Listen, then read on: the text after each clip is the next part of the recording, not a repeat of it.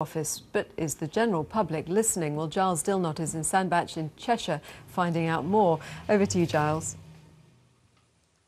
Well, I've got to tell you, the number of undecided voters we're still finding with that 22 days to go. It's no surprise that the parties are banging on about those manifesto policies, but are those promises, as you say, with the public, hitting the right note?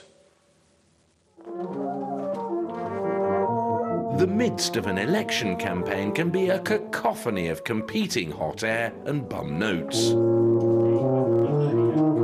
This leaves the electorate brassed off, so candidates make a note.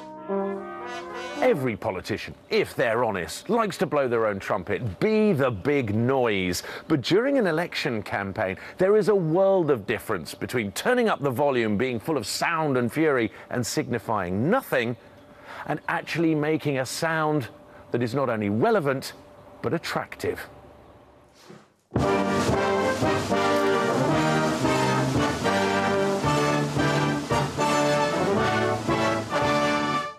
Fodens, one of the best brass bands in the UK, attract players and fans across the country with a success our political parties can only envy. Now, at this minim, it's time for them to face the music. Are their manifestos mellifluous and melodious, or maddening and malodorous? Quavering candidates are on the horns of a dilemma. They may puff and blow, but it's those of us who are still bothering to listen who'll decide who's going to be top brass and who we think is one crotchet short of a bar. Too soft, we won't hear. Too much of a blowhard, and they might just burst a tuba. What a fantastic sound. This is Foden's band room, provided by Flowcrete, a company in Sandbach in Cheshire.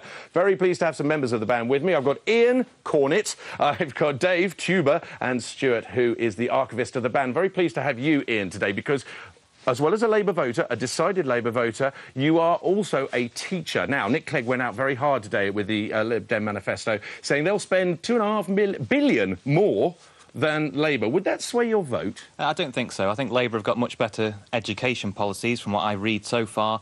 Also, it's very difficult to trust Lib Dems after going so hard on education last time and not delivering. Tuition fees. Exactly, that's the classic. But with all the parties, I suppose, it's difficult to understand where they're going to get their money from. And I point out to you, though, that Labour obviously spot a weakness for themselves. Their manifesto heavily about fiscal responsibility. They know people think they aren't. Do you? I think it's difficult, like I say, to understand where any of the parties are getting their money from. Labour is still kind of reeling off the back of mistakes made 10 years ago, and obviously going in opposition to what the current government are doing, which is what opposition parties tend to do. All right, I got a very convinced Tory voter here in Dave. Dave, there's a lot in the papers today about the fact that the Conservatives have switched tack, less on the austerity and what we need to do to save the government, save economy, and more on what the good life, what it would be like under a Tory government. Were you disappointed they didn't do that sooner? Yeah, I think it's all a little bit too much, too late. At the same time, I think they're there to govern. They're there to be the party of government. They're not there to be liked or to be the loved.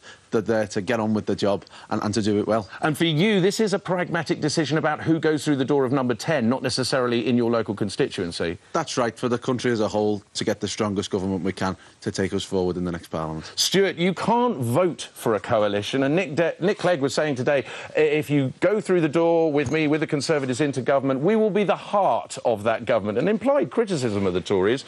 But you'd be happy with a coalition version 2.0? I think I would, yes, but the Conservatives do have a heart, but the Liberal Democrats gave them a stabilising factor within the last Parliament, and it was a great success, I think. And you'd like to see that again? I think it would work again, yes. Yeah. Would you go into coalition with UKIP? Could you accept that? No, I don't think so. I think apart from Nigel Farage, there's nothing to the party, there's nothing to anybody else. We don't need another coalition. Stuart was shaking his head as well there. Ian, just quickly, Nick Clegg also said if he went into coalition with Labour, they'd be the brains of that. Do you take that on board? Would you do that? Could you see that? No, I don't think. I think we've learnt from the last coalition that party politics gets in the way of getting stuff done in a coalition government. And that's what you would stick with majorities. We'll see if they get. The polls say no, but at the moment things still could change. In this weird and wonderful election, how's this for different? We're going from brass bands tomorrow. We're whitewater rafting in Wales. Sounds good. Look forward to that one.